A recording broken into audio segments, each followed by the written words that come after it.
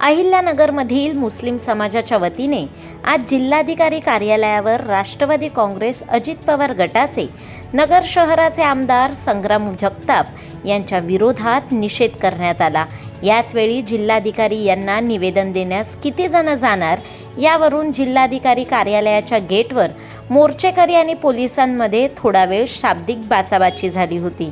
काही काळानंतर पोलीस आणि मुस्लिम समाजातील काही व्यक्तींची चर्चा झाल्यानंतर मोजक्या लोकांना जिल्हाधिकारी कार्यालयात प्रवेश देण्यात आला। यावेळी मुस्लिम समाजाकडून आमदार संग्राम जगताप हे मुस्लिम आणि ख्रिश्चन अल्पसंख्याक समाजावर आक्षेपार्ह वक्तव्य करून न्यायालयाच्या आदेशाची पायमल्ली करत आहेत। त्याचबरोबर संविधानाच्या विरोधात त्यांचे वक्तव्य असून आमदार संग्राम जगताप यांच्यावर कायदेशीर कारवाई करून त्यांना निलंबित करण्यात यावे अशा मागणीचे निवेदन यावेळी जिल्हाधिकाऱ्यांना देण्यात आले। महाराष्ट्रात 2024 मध्ये विधानसभा निवडणूक झाली, त्यानंतर जिल्ह्यातील काही लोक जातीय तेढ निर्माण करण्याचा प्रयत्न करीत आहे। त्यामुळे जिल्हाधिकारी यांना जिल्ह्यातील वातावरण खराब होऊ नये यासाठी विनंती केली आहे।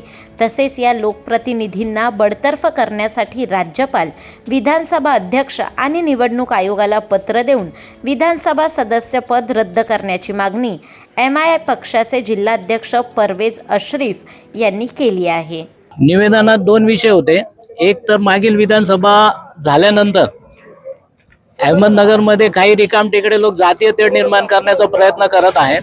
तर आम्ही SP कलेक्टर साहेबांना विनंती केली आहे का कायदा सुव्यवस्था अबाधित राहण्यासाठी इथला जो वातावरण आहे खराब होऊ नये म्हणून हा जो रिकाम टेकडा लोकप्रतिनिधी आहे यांना बडतर्फ करण्यासाठी आम्ही राज्यपाल, विधानसभा अध्यक्ष आणि निवडणूक आयोग यांना आम्ही पत्र देण्यासाठी सांगितलं आहे की यांचा जो आमदारकी पद आहे ते रद्द करावा। आणि दुसरा जो विषय आहे तो काल जो जवखेडमध्ये झालाय की एका दर्गामध्ये हजरत पीर रमजान बाबाची दर्गा, त्याचा ॲलिनेशन रजिस्ट्रेशन सगळे डॉक्युमेंट आमच्याकडे असताना अहमदनगरचे दोन आमदार काही चिल्लर लोकांना माननीय SP साहेबांनी पूर्ण मोकळा रास्ता दिला। कोर्टाचा आदेश मनाई हुकूम असताना त्यांना पूर्ण मोकळा रास्ता दिला। तिथं आरती आणि सगळं जे कोर्टाने ज्या ज्या गोष्टीला हे केलं होतं की काही होऊ नये त्या गोष्टी तिथं झालेत।